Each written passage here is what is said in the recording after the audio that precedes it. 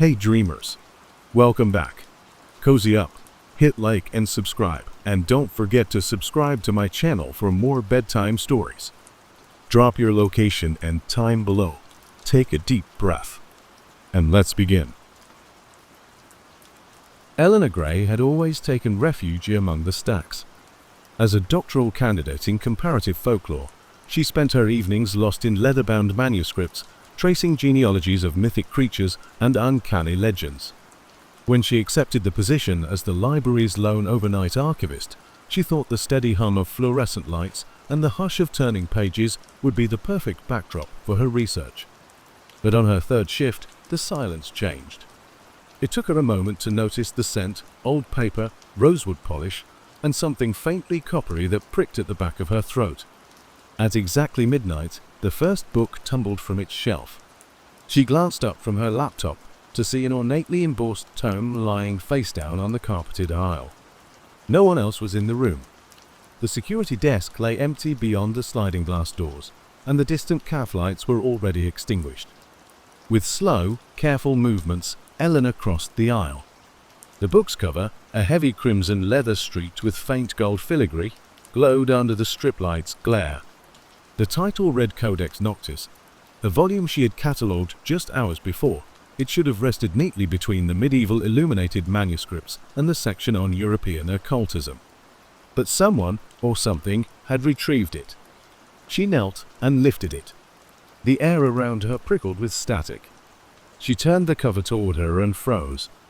The first page held a single line of text in blood-red ink. The librarian awakens at the stroke of the witching hour. Her breath shuddered as the words slid across the paper, as though they were still wet. The margin bore a neat annotation. Her voice shall echo between the shelves. Beware her reading. Eleanor's rational mind raced to explain the phenomenon. Perhaps a prank by a nocturnal library assistant, or an ink-saturated dollop that had smeared during binding. She flipped further and saw empty pages, and then blank vellum. Nothing more. But the weight of expectation clung to her like a second skin. She tucked the book under one arm and hurried toward the main desk. Moments later, the lights flickered. For a heartbeat, every lamp blinked off, and Eleanor felt the world tilt. When the fluorescence buzzed back to life, the library was not as she had left it. The aisles stretched farther.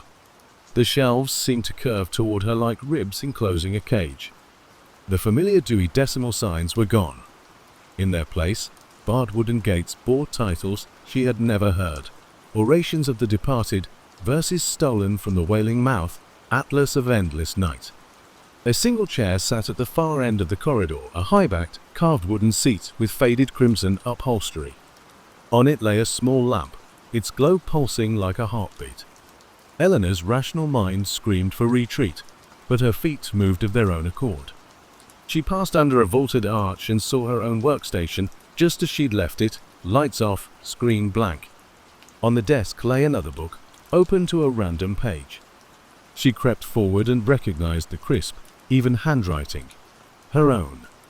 The script described the very moment she found Codex Noctis, word for word. Her chest tightened. How could this be? She risked a trembling finger on the text.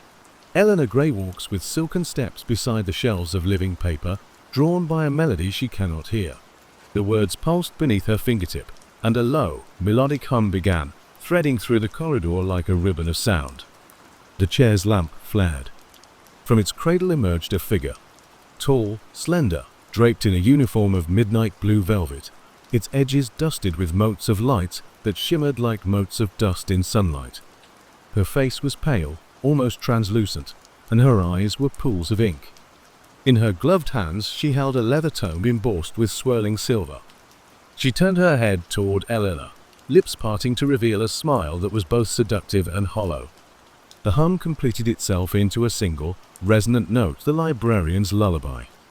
"Welcome, Eleanor," she intoned in a voice that seemed to come from behind Eleanor's skull. "I have been waiting for a reader to join me." Eleanor's voice failed her. She could only nod, unable to move her limbs free of unseen ligatures. The librarian rose and walked beside her, her skirts whispering against the carpet. Together they crossed the threshold into an alcove lined on 3 sides with tomes bound in bone and paper stained ashen. On the 4th side stood a mirror, tall enough to swallow Eleanor's silhouette. The librarian opened her silver-edged book, and as she spoke, ink-black letters wreathed across the page, weaving themselves into new sentences. Each syllable she uttered resonated against the glass spines, pulling words free, scattering them through the air like autumn leaves. Eleanor tried to look away, but the librarian's voice warped her senses. The walls themselves seemed to lean closer, the books leaning too, until she felt buried beneath their weight. In one fleeting thought, she realized the books were breathing. Their pages fluttered, and faint whispers, echoes of every reader who had ever lived, brushed her ear. They spoke in languages lost to time, murmuring pleas, curses, and confessions.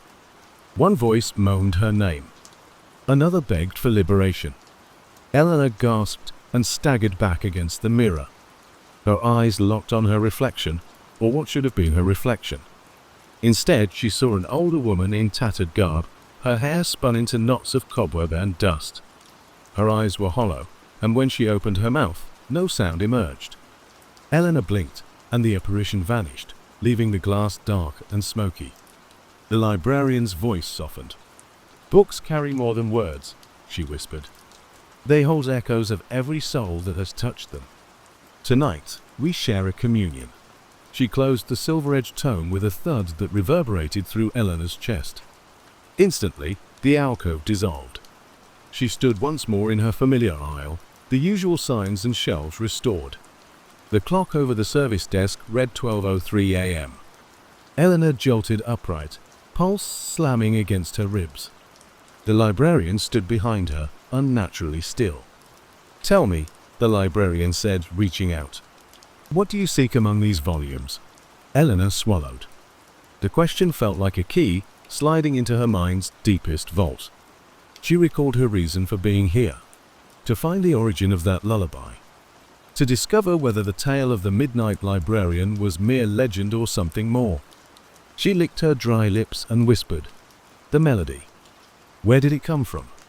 Why does it echo through the pages?" A slow smile curved the librarian's lips. She guided Eleanor back to the alcove, no longer hidden, but formed from the very shelves surrounding them. The books on those shelves bore no titles. Instead, each spine bore a different sigil. A serpent biting its tail, a bird on a broken root, a moon cradling a withered hand.